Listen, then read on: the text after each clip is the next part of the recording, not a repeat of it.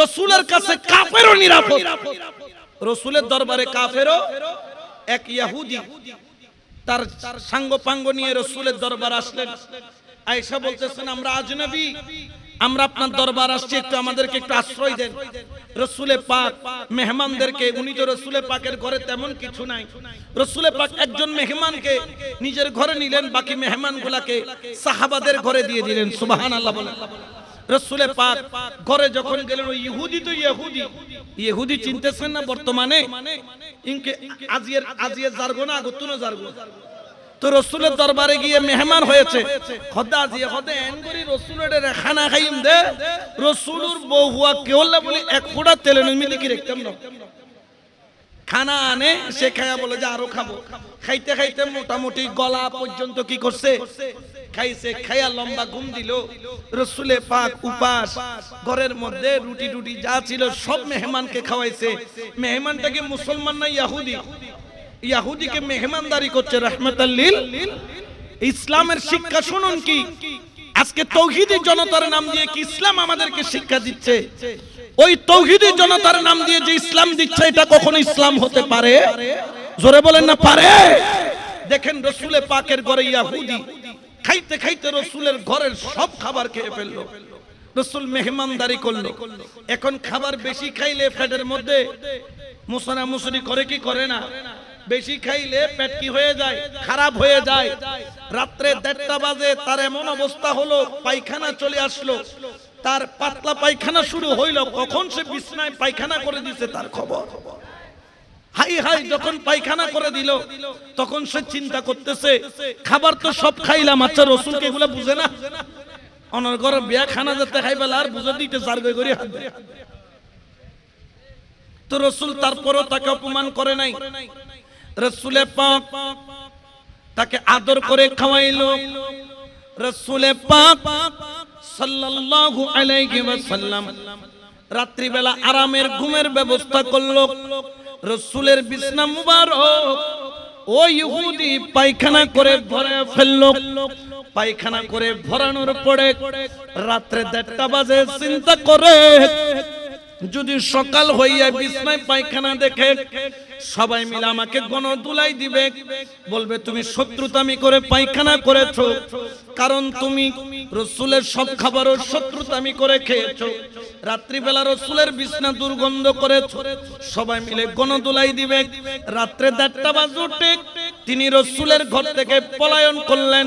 কিন্তু আরবের একটা নিয়ম আছে, তলোয়ার নিয়ে সব সময় তলোয়ার নিয়ে আরবের লোকেরা বাইরে বের হয়, কারণ ডাকাতের ভয়, চোরের ভয়।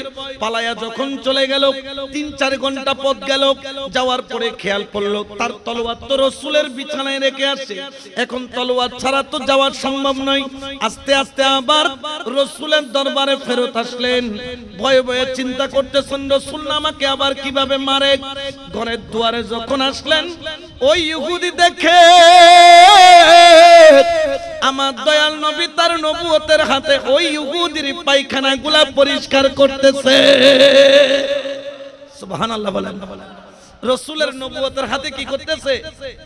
রাসূলে পাকের সামনে গেলেন তলোয়ারটা খোঁজার জন্য। রাসূলের চেহারার দিকে যখন তাকালেন, ওই ইহুদি রাসূলের চেহারা দেখে বুঝতে পারলেন রাসূল বিরক্ত নয়। রাসূলের দিকে তাকায়া বললেন, ওগো নবী, আমি তলোয়ারটা ফেলে গিয়েছি। রাসূল তাকে জড়ায়া ধরলেন, ও ভাই, মনে হয় আমি তোমার ঠিকমতো যত্ন নিতে পারি নাই, ঠিকমতো তোমার মেহমানদারি করতে পারি নাই। আমি তোমার মেহমানদারির মধ্যে ত্রুটি রেখেছি, এই জন্য তোমার পেটটা খারাপ হয়ে গেছে। ভাই তুমি কেন চলে গেলা? আমার কি কোনো ধরনের মেহমানদারির মধ্যে কোনো ধরনের ভুল ত্রুটি হলো কিনা? এই কথা শুনে ওই ইহুদির চোখ দিয়া টপটপায়া পানি পড়তেছে। রাসূল বলল, ইহুদি দাঁড়াও, আমি তোমার জন্য এখনই যাইয়া ঘর থেকে তলোয়ারটা আনি। ওই ইহুদি রাসূলের কদম ধরে বলে, ইয়া রাসূলুল্লাহ, তলোয়ার আনা লাগবে না, তলোয়ার আনবেন পরে। আপনার আদর্শ, আপনার প্রেম, আপনার ভালোবাসা, এটা কখনো সাধারণ ব্যক্তি হতে পারে না।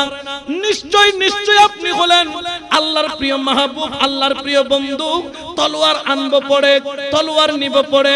ওগো রাসূল, আগে আপনার নবুয়তের জবানে আমি ইহুদিরা কলমা পড়াইয়া আগে মুসলমান বানাইয়া দেন, আগে হব মুসলমান, তলোয়ার নিব পড়ে, আগে আপনার জবানে কলমা পড়ে আমি ইহুদি মুসলমান হতে চাই। সুবহানাল্লাহ বলেন। এটা নবীর আদর্শ। এটা কার আদর্শ?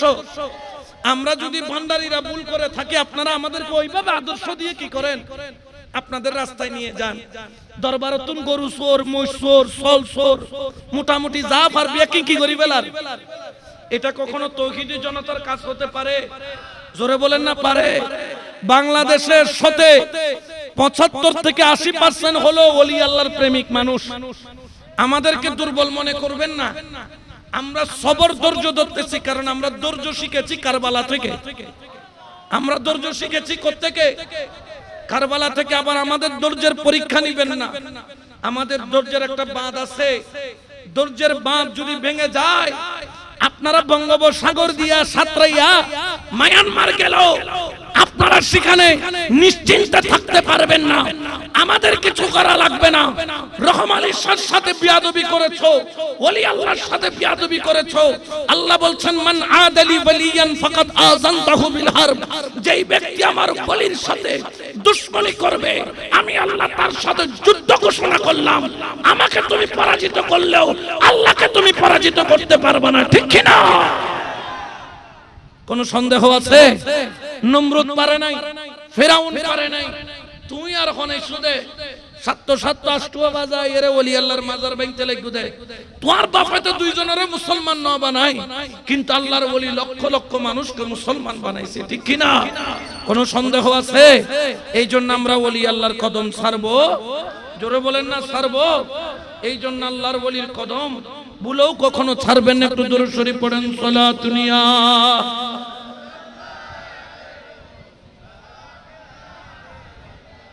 তাহলে রাসূলের আদর্শ কি? ইহুদিকেও মহব্বত করা।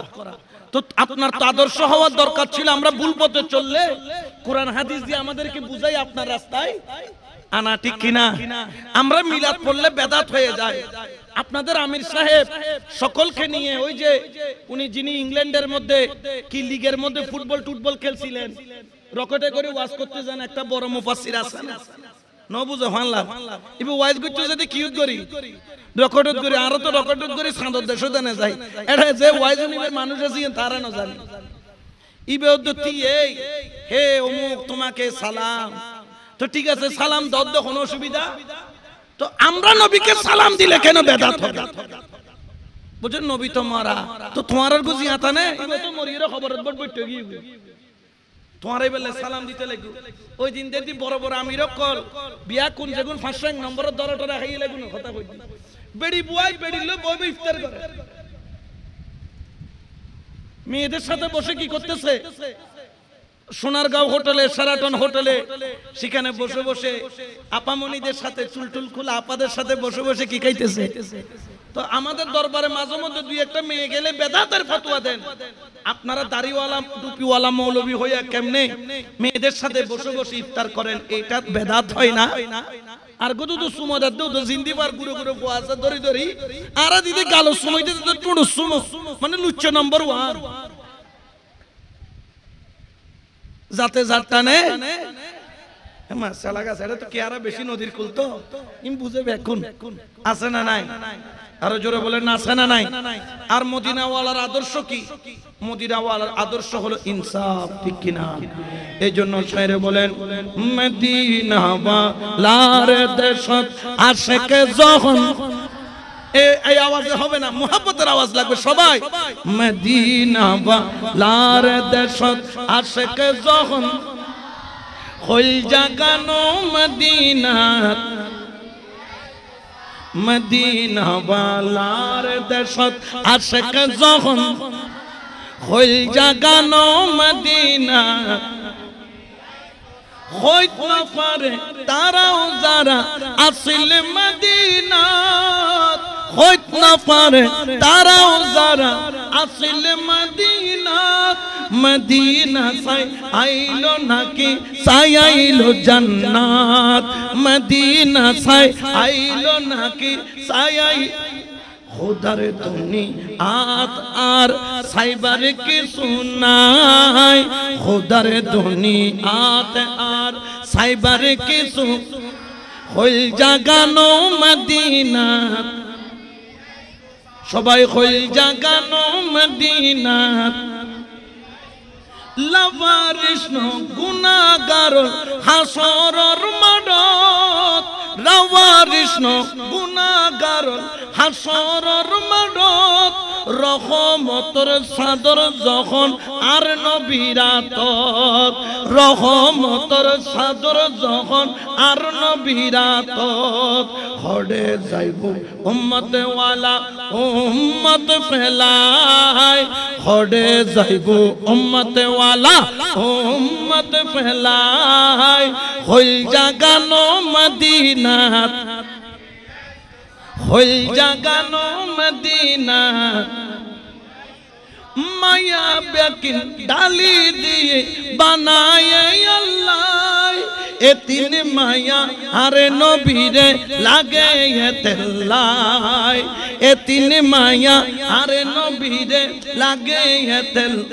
চোখে লাগিব নবী সাইবার মতো সাইবাল্লাই, চোখে লাগিব আহমদ সাইবার মতো সাইবাল্লাই, হইল জাগানো মদিনাত, হইল জাগানো মদিনাত। রাখি আই তো সাই মদিনা ওয়ালার দেশত আশিক যখন, মদিনা ওয়ালার দেশত আশিক যখন যায়, হইল জাগানো মদিনাত, হইল জাগানো মদিনাত। রাখি আই তো সাই সালাতুন ইয়া রাসূলুল্লাহ আলাইকুম। তাহলে এই মাজার ভাঙা যারা ওলি আল্লাহর মাজার ভাঙতেছে সেগুলো হচ্ছে কাপুরুষ। কি পুরুষ? আপনারা মাজার না ভেঙে আমাদেরকে কোরআন হাদিস দিয়ে বুঝান। হুজুর অনারিয়ান করতে লাগুন দিকে বেদাত ইয়ে না যায় জিয়ান হারাম, আর ওনারা দলত গেলে আর মাজারত কেউ যাইব না, ইয়া ভাঙিয়ে মাজারওয়ালার আগুন জ্বালাই দিয়ে দেয়, মাজারওয়ালা কলের ভিতরে কি জ্বালাই দিয়ে দেয়। আগে উরস গুঁড়ো হইলো পরের বছরে বোধ, এখন আগে দুয়ো জড়াইলে এখন জড়ি বোধ 200। মানুষের প্রেম আবেগ ওলি আল্লাহর প্রতি বাড়েন না কমে দেয়। তো এগুলা করে ওলি আল্লাহ থেকে আশিকদেরকে কখনো জুদা করা যায়? জোরে বলেন না যায়। কারণ তাদেরকে মর্যাদা দিয়েছেন কে, ইজ্জত দিয়েছেন কে, সম্মান দিয়েছেন কে। এই জন্য আমরা ওলি আল্লাহর কদম আমরা ছাড়ি